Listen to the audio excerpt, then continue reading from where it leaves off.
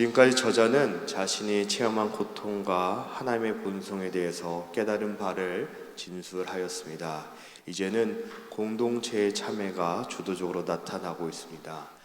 오늘은 읽지 않았지만 어제 본문의 마지막 절인 39절에 이렇게 기록되어 있습니다.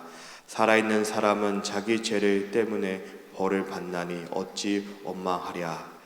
벌을 받는 이유는 죄 때문이라는 것을 말하고 있습니다. 그리고 하나님의 심판의 결과이기에 하나님을 원망할 수도 없으며 거기에 순종해야 함을 강조합니다. 그리고 오늘의 본문은 이어집니다. 저자는 40절에 우리의 행위들을 조사하자라고 시작합니다. 행위들이라는 의미는 방식들, 나아갈 방향들이라고 해석되어집니다. 우리가 하였던 방법들이 어떠하였는지 돌아보고 여호와께로 돌아가자라고 하고 있습니다. 여기서 말하는 우리의 방법이란 어떤 것을 의미하는 것일까요? 그것은 아마도 우리의 본성과 연관되는 것 같습니다. 우리의 본성은 악합니다. 그렇기 때문에 생각이나 삶이 항상 하나님의 선하신 통치를 순종하는 것이 아니라 나도 모르게 거슬리는 행위가 나타나는 것입니다. 그런 방향으로 나아가는 것입니다. 유다 백성들도 동일하였던 것 같습니다. 그들은 하나님이 가르쳐 주신 방법대로 살아가지 않았던 것 같습니다. 하나님의 말씀을 따라 삶을 살아가지 않았습니다. 그들은 조금씩 타협하다 보니까 자신들도 인지하지 못하는 사이에 이방인들의 삶의 방식을 따라가는 것으로 나타납니다. 우리도 그렇지 않습니까? 세상 속에서 하나님의 방법대로 따라간다고 하지만 조금씩 주님을 모르는 이방인들의 삶을 보고 괜찮다고 생각하면 타협하고 받아들이게 되는 것입니다. 그리고 처음에는 그런 의도가 아니었지만 받아들이게 되면서 이전처럼 하기가 쉽지 않게 되는 것입니다. 한 예로 한국에 제가 아는 동생이 신실하게 1시간 30분씩 운전하며 주일 성소를 하였습니다. 그런데 코로나가 터지고 주일 예배가 온라인으로 전환하였습니다. 그리고 나서 이제 대면 예배로 전환하는데 갔다 왔다 하는 시간이 생각해 보니까 3시간이 걸린다는 겁니다. 효율성을 따지다 보니까 아깝게 생각된다는 것입니다. 그래서 지금은 본인의 자리에서 시간 될 때 온라인으로 예배를 드린다는 것입니다. 예배 드리는 것은 귀합니다. 하지만 왜 온라인으로 예배를 드리냐 하는 것입니다. 그렇게 타협하는 이유는 삶의 우선순위의 문제이지 않을까 싶습니다. 아마 유다 백성들도 그렇지 않았나 싶습니다. 그럴 의도는 아니었지만 하나씩 삶이 나아갈 방향이 변하지 않았나 싶습니다. 예레미야는 지금까지 삶의 모든 행동, 방법들을 점검하고 잘못된 점을 바로잡자는 것입니다. 거기에서부터 여호와께로 돌아가자고 선포하고 있습니다. 41절에 우리의 마음과 손을 아울러 하늘에 계신 하나님께로 들자라고 말합니다. 여호와께로 돌아가자는 것은 마음으로부터 시작인 것 같습니다. 왜냐하면 우리의 마음의 죄와 불순종의 시작이기도 하기 때문입니다. 그곳에서 하나님에 대한 회복과 시작이 되어야 하는 것을 말하고 있습니다. 우리가 길을 걷다가 아니면 운전하다가 길을 잘못 들었을 때 잘못 들었는데 돌아가자라고 할 때 우리의 몸 중에 어디가 제일 먼저 변화를 줍니까? 바로 마음인 것입니다. 그래서 옛날에 내비게이션도 없고 길을 잘못 들었을 때 언제 돌아갈 수 있습니까? 바로 운전대를 붙잡은 사람의 마음이 변할 때인 것입니다. 내가 길을 잘못 간 것을 인정하고 차에서 내려서 누군가에게 길을 물어보든지 아니면 지도를 보고 현재 위치를 파악하고 어디를 가야 될지 알든지 그때서야 우리는 잘못된 길에서 돌아올 수 되는 것입니다. 하지만 괜한 고집으로 누군가가 길을 잘못 들었다고 하면 보통 가만히 있어봐 제대로 알지도 못하면서 라고 혼나기만 하지 않았습니까? 물론 요새는 내비게이션을 통해서 길을 잘못 들었다 하면 내비게이션이 말해서 차 안에 탄 모든 사람들이 알고 운전하는 사람도 재빨리 길을 찾아갑니다. 이처럼 예레미야도 마음을 들자라고 말하는 것입니다. 우리의 마음을 하나님께 들자는 것은 우리의 자신을 바치자라는 의미를 가지고 있습니다. 우리의 마음을, 손을 하늘에 계신 하나님께 들자. 영어로는 toward God이라고 말합니다. 하나님께로 나아가자라고 말하고 있는 것입니다. 어딘가로 나아가기 위해서는 기준이 있어야 합니다. 하나님의 말씀의 기준으로 내가 있는 곳을 점검해야 된다고 말하는 것입니다. 내가 있는 곳은 어떤 곳입니까? 말씀을 비춰볼 때 드러나게 되는 것입니다. 불순종하였던 이들이 감추었던 죄들이 드러나게 되는 것을 말합니다. 하나님께 들자, 즉 용서를 구하자고 말합니다. 이런 상황인 것을 알았기에 거기서 어떻게 할지, 무엇을 할지 망설이는 것이 아니라 우리가 우리 죄를 자백하면 저는 미쁘시고 의로우사 우리 사하신다는 하나님께로 나아가자라고 선포하고 있습니다. 이것이 하나님과의 관계 회복의 첫 번째 단계인 것입니다. 먼저 자신을 돌아보는 것, 그리고 돌아갈 봄으로써 자신을 점검하고 하나님과 관계를 단절시킨 문제의 원인을 올바르게 깨닫고 회개해야 하는 것을 말합니다.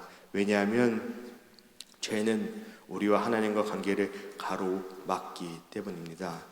예레미야는 그렇게 여호와께로 돌아가자고 외칩니다. 그런 외침 이후에 42절부터는 예레미야는 탄식이 기록됩니다.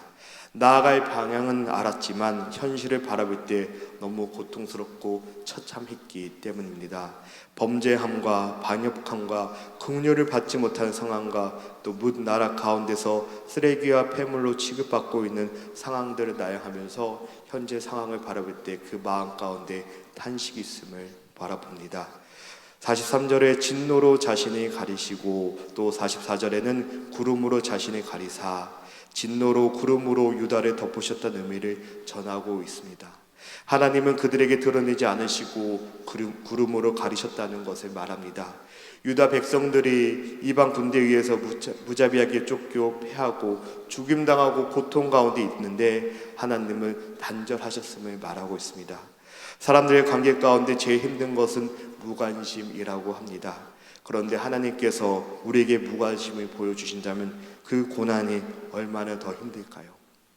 얼마나 더 두려운 가운데 있을까요? 그들은 하나님을 부르짖고 기도하였다고 합니다. 하지만 상달되지 못하게 하시고라고 기록합니다. 하나님께서는 이제 유다 백성을 거듭되는 범죄와 불순종으로 인해서 그들의 기도가 상달되지 못하게 구름으로 가로막으셨다는 것을 말하고 있습니다. 이런 현실을 바라보니까 어찌 탄식이 나오지 않겠습니까? 어떻게 여기까지 왔을까요? 요지부동한 유다 백성들의 마음 때문입니다. 유다 백성이 아직 여호와께 돌아가지 않고 그 마음을 하나님께 바치지 않고 죄악이 얼마나 위험한가를 묘사하고 있습니다. 그들이 어떻게 이렇게 되었는지 하나님의 진노하심 때문이라는 것을 예레미야는 말하고 있습니다. 그들은 여호와께 나와 회개하는 것을 거절하고 있다는 것을 말합니다. 하나님과 그의 백성 관계는 죄로 말미암아 단절되었고 아무리 기도해도 전달되지 않은 상태를 말합니다. 아무리 좋은 핸드폰을 가지고 있더라도 핸드폰 시그널이 잡히지 않으면 전화 통화를 할 수 없습니다. 주님과의 관계도 동일합니다. 시그널이 잡히는 곳으로 이동해야 되는 것입니다. 지하실이 있다면 1층으로 올라가는 것이고요. 시그널이 잡히지 않는 곳이 있다면 잡히는 곳으로 이동해야지만 통화가 가능한 것입니다. 하지만 나아가는 것이 두려워서 움직이지 않는다면 통화는 할 수 없게 되는 것입니다. 그들은 두려움과 함정으로 인해서 나아가지 못하고 있는 것을 말합니다. 죄를 짓는 곳에서 일어나 나아가야 합니다. 하지만 49절에 내 눈에 흐르는 눈물이 그치지 아니하고 현실을 바라보며 슬피 울고만 있습니다. 눈물이 우리 죄를 벗어나게 해줄까요? 아닙니다. 눈물은 우리의 감정의 표현일 뿐입니다. 죄로 인해서 당하는 현실을 바라보고 슬픔의 눈물을 흘리기만 하는 것이 아니라 회개의 눈물을 흘려야 하는 것입니다. 이제 저자는 눈을 돌려 나의 성읍의 모든 여자들을 내 눈으로 보니 라고 말합니다. 유대 사회에서 남자들은 여성을 보호하고 돌봐줘야 합니다. 상징적인 의미입니다. 하나님부터 보호를 받아야 하는 대상들을 말하고 있는 것입니다. 하지만 그들은 보호를 받지 못하고 있습니다. 왜냐하면 죄로 인해서입니다. 죄가 하나님의 보호를 막기 때문인 것입니다. 하나님의 보호하심이 없기에 원수들은 공격을 하기 시작합니다. 그 공격받는 모습이 나를 구덩이에 넣고 그 위에 돌을 던지며 물이 내 머리 위에 넘치니 내가 스스로 이르기를 이제는 멸절되었다 하도다 라고 말합니다. 죄는 시작과 결과가 너무 다릅니다. 자기 마음을 따라 욕심을 따라 서슴없이 죄를 지었지만 그 결과가 어떠한지를 보여주고 있는 것입니다. 당연하게 여겼던 하나님의 보호하심이 사라지고 원수들에게 이런 모양에 저런 모양으로 공격을 당하고 있는 것이 되는 것입니다. 그것은 죄의 결과라는 것을 말하고 있습니다.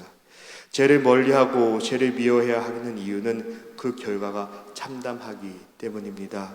죄로 인해서 하나님과 관계가 단절되고 그로 인해서 슬픔과 고통을 겪게 되는 것입니다. 죄를 깨닫고 회개하고 나아갈 때 다시 하나님의 풍성한 은혜를 경험하고 체험하게 되는 것입니다. 참된 회개는 마음에서부터 시작인 것입니다. 하지만 거기서 멈추면 안 됩니다. 여호와께로 돌아가자는 것은 삶에 나아갈 방향이 변해야 되는 것을 말하고 있습니다. 그리고 삶의 변화가 나타나야 되는 것을 말하고 있습니다. 사랑하는 한빛교회 성도 여러분, 오늘 하루 하나님 말씀으로 삶을 살피고 삶을 돌아보았을 때 죄를 회개하고 회개함으로 인해서 하나님과 관계가 회복되어지는 귀한 날이 되었으면 좋겠습니다. 여호와께로 돌아가는 삶을 살아가시는 귀한 분들 되시기를 주님의 이름으로 축복하여 드립니다. 이 시간에 말씀을 놓고 기도합니다. 예레미야가 선포하였습니다. 여호와께로 돌아가자고 선포하였습니다. 우리의 삶 가운데서도 사람들은 모르지만 여호와께로 돌아가야 되는 자리가 있을 줄 믿습니다. 죄로 인해서 또 그 어떤 이유를 통해서 나아가지 못한 그곳에서 말씀 빗대어 이 새벽에 여호와께로 돌아가는 이 시간 될 수 있도록 함께 기도하였으면 좋겠습니다. 오늘은 교육자를 위해서 기도하는 날입니다. 고은 담임 목사님과 함께 동역하는 최준수 목사님, 이순우 목사님, 최재 목사님, 안젤라 전사님, 제프 전사님, 또 앞으로 함께 동역할 우리 사역자를 위해서 함께 기도해 주시고 목자의 심정을 가지고 담당하는 사역들 잘 감당하게 해달라고 함께 기도해 주시면 감사하겠습니다. 느헤미야 프로젝트가 함께 계속 진행 중에 있습니다. 하나님, 우리가 함께 기도하며 마음을 합할 때 느헤미야 프로젝트를 통하여서 주의 몸된 교회가 다음 세대에게도 주의 예배하는 장소로 나아갈 수 있게 되는 것입니다. 주의 우리가 필요하신 분들을 위해서 또 마음이 아프신 분들을 위해서 육신이 아프신 분들을 위해서 기도하기 원합니다. 자녀가 손을 다쳤습니까? 허리를 다쳤습니까? 아프고 고통 가운데 있습니까?